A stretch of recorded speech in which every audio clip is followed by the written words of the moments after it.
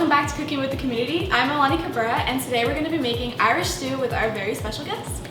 Hi, my name is Manuel San Miguel, and I work at Hope for Healing Counseling. My wife and I own the agency, and my job there is really to kind of answer phones, to take care of the book work and the banking and all that other stuff. So the real work at Hope for Healing Counseling is done by my wife, Alma San Miguel, and this is who it is.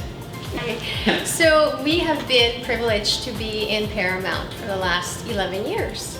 And Hope for Healing Counseling is all about working with our clients to instill hope for healing. And we have the amazing work of really helping our clients transform their lives and overcome severe trauma, anxiety, depression, along with the other therapists that work with us. We're an amazing team that absolutely are passionate about what we do. We're very happy that you guys are here to join us today in Cooking with the Community. So everybody, let's get cooking.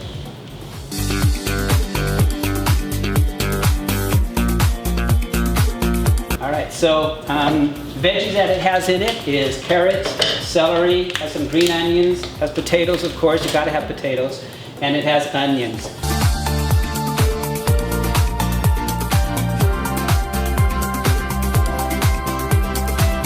And for the veggies, do you just specifically use these, or can you use whatever you're Absolutely, yeah. You definitely can use your favorite veggies and put them in there.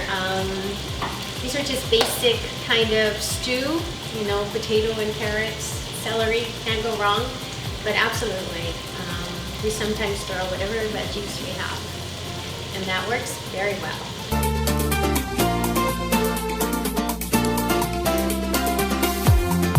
First, could you walk us through on how you're chopping the lamb? Like what's the process for that? Well, it's really just to cut it more closer to bite sizes. It's a little bit tricky to do when you have the bone, which these chops have the bone in, so we're just kind of going a little bit smaller. If you purchase like lamb shoulder, then you don't have the bone in it, and it's much easier to chop like in traditional chunks like you put in stew normally.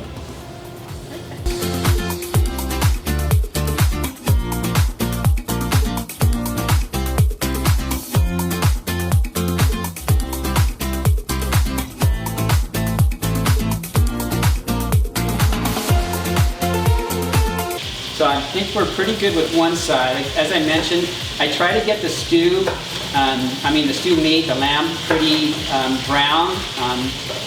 That again not only helps with the fact that it's just should be brown, but also with the fact that it really kind of has a lot of those sauces that's left in the stew, and you can really taste the stew when it's done.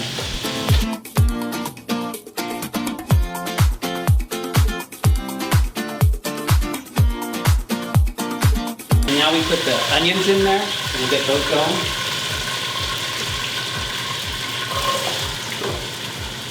All right, so now I'm just sauteing the onions. You saute them for about 5 minutes or so, just to get them nice and brown on the edges. I'm gonna turn it up just a little bit. And then after that, we put a little bit of butter, and then after the butter, we put a little bit of flour, and that starts getting the sauce thick, and that's important obviously in the stew. And then after that, as I mentioned, we pour everything else in and let it do its magic. Then we add 3 cups of stock to it.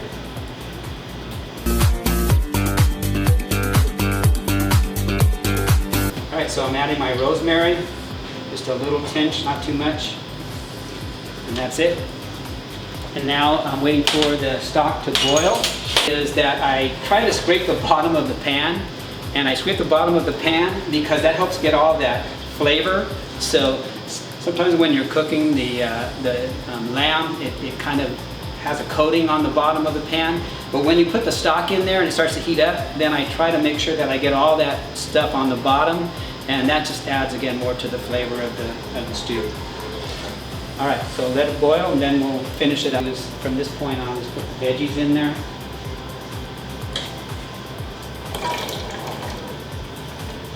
after I put the veggies in there, then I put the lamb in there. And what you do with this is obviously you cook it enough to where the lamb just kind of falls off the bone.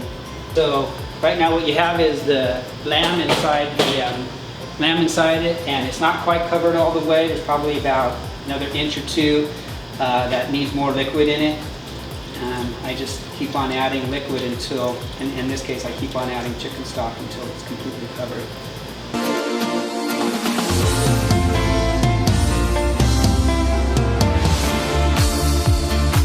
So I add the potatoes with about 20 or so minutes left in the cooking, and until they get soft, which is probably going to give them about 20 minutes or so. And then once they're done, just add the green onion with a little bit of salt and pepper just to make sure that it's seasoned just how you want it. It looks pretty close, the meat's starting to get pretty soft. So I just save the green onion to the very end with a little bit of salt and pepper, and the dish is done.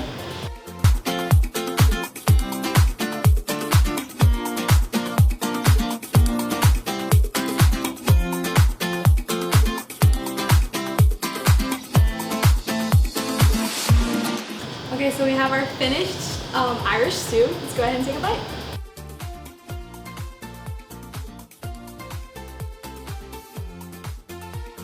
Hope you enjoyed today's recipe.